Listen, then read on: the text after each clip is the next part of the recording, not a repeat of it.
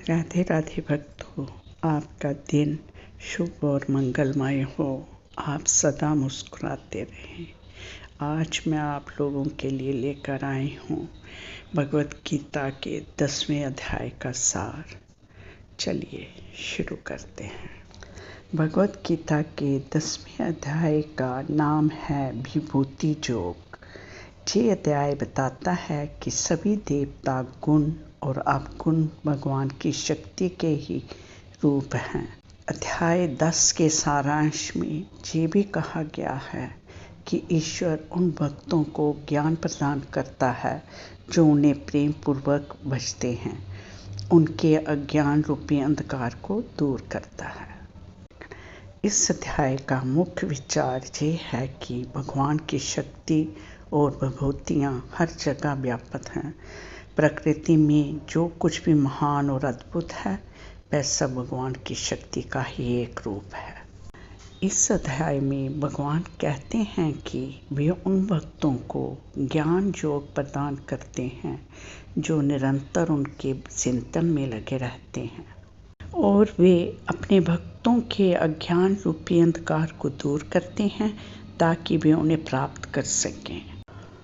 इस अध्याय में भगवान श्री कृष्ण बताते हैं कि वे ही सभी देवताओं और आत्माओं के आदि और श्रेष्ठ हैं और ये अध्याय बताता है कि भगवान ही हर चीज़ का स्रोत और आधार है और उन्हें पूर्ण शक्ति और ज्ञान से प्राप्त किया जा सकता है। भगवान श्री कृष्ण कहते हैं, इसमें कोई संदेह नहीं है, जो व्यक्ति मेरे दिव्य स्वरूपों और मेरी योग शक्ति को जान लेगा वे अविचलित भक्ति में दृढ़तापूर्वक स्थित हो जाएगा।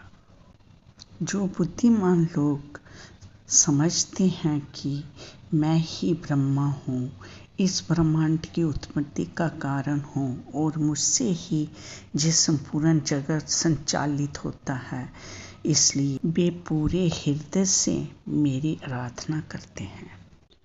भगवान श्री कृष्ण कहते हैं, अपने मन को मेरे विचारों से भरकर अपना जीवन मुझे समर्पित करके वे आपस में मेरी महिमा की चर्चा करते हैं और एक दूसरे को ज्ञान देते हैं।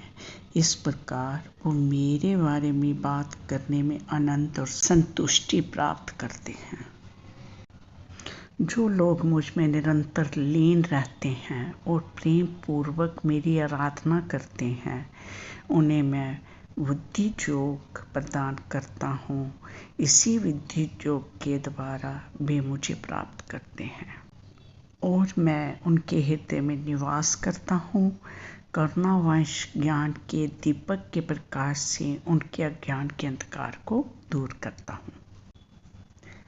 इस अध्याय में अर्जुन श्री कृष्ण से कहते हैं, हे कृष्ण, आप परम ब्रह्मा, परम धाम और पवित्रतम हैं। सभी ऋषि आपको परमात्मा, सनातन, स्वयं प्रकाश, देवों के देव, अजन्मा और सर्वव्यापी कहते हैं।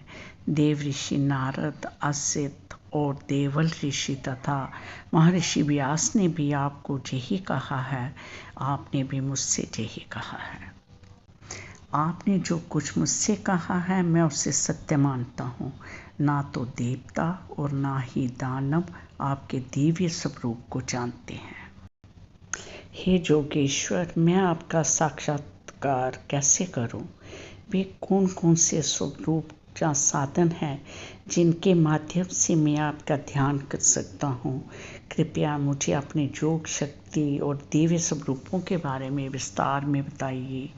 आपके अमृतमय वचनों को सुनने की मेरी इच्छा कभी पूरी नहीं होती। तब भगवान श्री कृष्ण बोले, मेरे दिव्य स्वरूप अनंत हैं, इसलिए मैं तुम्हें अपने प्रमुख स्वरूपों के बारे में बतलाऊंगा। मैं समस्त प्राणियों के हृदय में निवास करने वाला आत्मा हूँ। मैं समस्त प्राणियों का आदि, मध्य और अंत हूँ। मैं समस्त प्राणियों का बीज हूँ। मेरे बिना कोई भी चर या अचर प्राणी नहीं रह सकता। मेरी दिव्य अभिव्यक्तियाँ अनंत हैं। मैंने अभी आपको उनमें से कुछ के बारे में बताया है।